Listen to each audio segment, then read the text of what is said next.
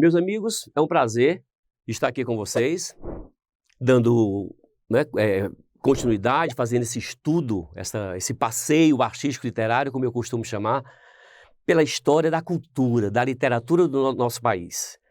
E não há nem o que se questionar quanto ao sucesso do romantismo como estilo de época, como escola literária, porque foi a primeira grande escola literária neste país, tanto em verso quanto em prosa. Que diga um Gonçalves Dias na poesia, um Castro Alves, tá? Um Casimiro de Abreu, na prosa, mais uma José de Alencar, Visconde de Toné, Bernardo Guimarães, dentre outros. Então não há nem se questionado quanto o romantismo realmente, desde os folhetins, né, que foi o termômetro, porque a priori os escritores iam criando essas histórias, iam publicando nos jornais, que eram os folhetins, né? Ficava ali, eram publicados no rodapé do jornal, e dependendo do sucesso que a história fosse conseguindo, o romance seria publicado. E lembramos que 4 tipos de romances foram desenvolvidos na época. Romance urbano, que foi de maior sucesso, que mais agradou ao público leitor da época, que era bem jovem, tá? Principalmente os rapazes, os estudantes, as estudantes, né? Reforçando as estudantes, que constituía a maior parte, a maior fatia desse público leitor. É tanto que eu mostro para vocês, como podem verificar, uma imagem aí de 2 mulheres que estão bem vestidas de acordo com a época. E vocês podem observar um certo ar, né, assim, de uma cabeça, já, de um rosto, de um olhar, já não mais tão cabisbaixo. Uma mulher bela, porque não existe mulher feia no romantismo, são todas lindas e maravilhosas. Professor Fábio Coelho, não existe mulher feia no romantismo? Não. Em nenhum romance romântico você vai encontrar uma mulher feia. São todas lindas, maravilhosas. Quando pobres, num capítulo de uma página a outra, ficam ricas. E essas duas que estão aí bem com os caracteres da época, né? O vestimento, tá? E o posicionamento. Então você vê que realmente há uma ambientação social do século XIX em que se enquadra o romance romântico, a prosa romântica, só que tem um detalhe. Esse sim merece salientar. E é o que a gente vai destacar bem nesse encontro. O fato de alguns romances que começaram tão adocicados, que começaram com finais tão previsíveis, com uma linearidade tão expostas, tanto na narrativa como em se tratando de verificar o comportamento das personagens, né? Aquele maniqueísmo romântico, quem era do bem, que era o mocinho, quem era do mal, que era o vilão.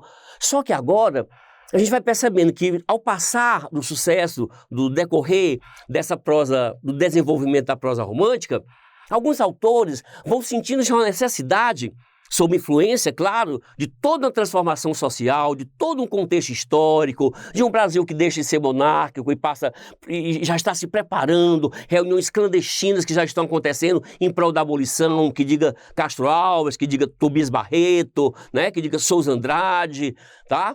Em prol da abolição da escravatura, como eu lembrei, e também alguns movimentos que também estavam cogitando, já mexendo os pauzinhos para a proclamação da República, né, e derrubar a monarquia.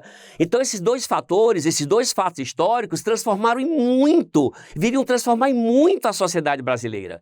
Então nessa época, esses fatos, essas reuniões clandestinas, esses episódios contribuíram, influenciaram alguns escritores a dar uma nova roupagem, a vasculhar, a já injetar, tá, na poesia, na prosa romântica, uma transição artístico-literária.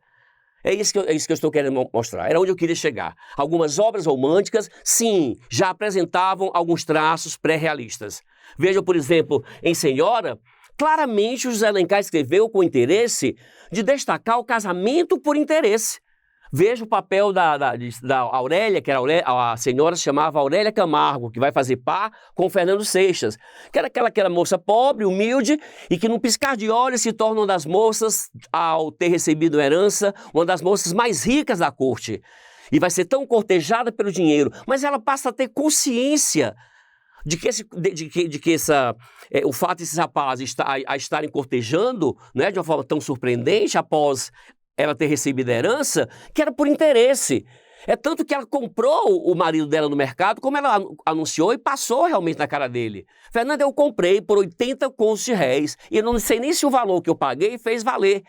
Então era um casamento meio que de fachada. Mesmo ela amando o Fernando, ela passou esse casamento, ela realmente desafiou, né, os costumes sociais da época, oferecendo esse dote, né, ao Fernando, que a havia abandonado porque queria se casar com outra moça, justamente por interesse, né, de um dote, porque sabia que a família da Aurélia era humilde, não tinha condição de pagar dote algum. E ele nem ficou sabendo de imediato quando ela recebeu essa herança. Então ela fez todo esse planejamento, porque ela o amava, mas ao mesmo tempo ela almejava vingança. E ela foi consumida por essa vingança e conseguiu trazê-lo para junto de si através de um dote bem superior ao que a família da Adelaide oferecera, casa-se com ele e o casamento passa por todo um período de vingança, até o final em que realmente ele vai pagar a última quantia, porque ele vai pagando aos poucos a quantia do dote, e ela mostra para ele um documento que desde quando se casaram ela deixava toda a sua fortuna, toda a sua herança para ele. E foram felizes para sempre, estão felizes até hoje. Em Lucíola, o José de Alencar já apresenta uma temática proibida. Com muita ousadia, Alencar levou a prostituição para a produção romanesca, para a história do romantismo brasileiro, a história de uma cortesã, uma bela cortesã, a Lucíola, né? Apesar de um final trágico, mas o Alencar levou um fato real, né? Com bastante, eu diria assim, não com bastante, mas com uma certa parcial verossimilhança, porque a Lucíola, ora é a cortesã e sabe ser, ora parece que ela é imaculada. Né? Então há uma certa bipolaridade na apresentação da Lucíola por parte do José de Alencar. Mas já há uma ousadia, há uma demonstração de apresentar uma mulher discriminada, uma mulher que sofre preconceito social para a história do romance romântico brasileiro. E a diva acompanhada pela sua dissimulação, né? Pelas suas estratégias. Então já são fatos, são recursos, né? Percebidos, são características, são interesses demonstrados por alguns autores românticos. Eu posso citar mais um, Visconde de Tuné, em Inocência, é uma narrativa muito verossímil, que acontece no sertão brasileiro, né? Os costumes, ali a relação familiar, tá? A questão mesmo ali da jogada amorosa. É um romance regional que apresenta um forte grau de verossimilhança, Inocência, de Visconde de Tuné. E, dentre eles, eu vou fechar com o romance Memórias de um Sargento de Milícias, de Manuel Antônio de Almeida. Este é que é mesmo. Este foi que realmente só foi classificado como romântico porque foi escrito na época do romantismo. Porque, basicamente, características românticas ele tem muito pouco. Mas, professor Fábio Coelho, só para encerrar, por que o romance Memória de um Sargento de Milícia não é classificado como romance realista? Porque não apresenta aprofundamento psicológico, como Machado de Assis apresentaria.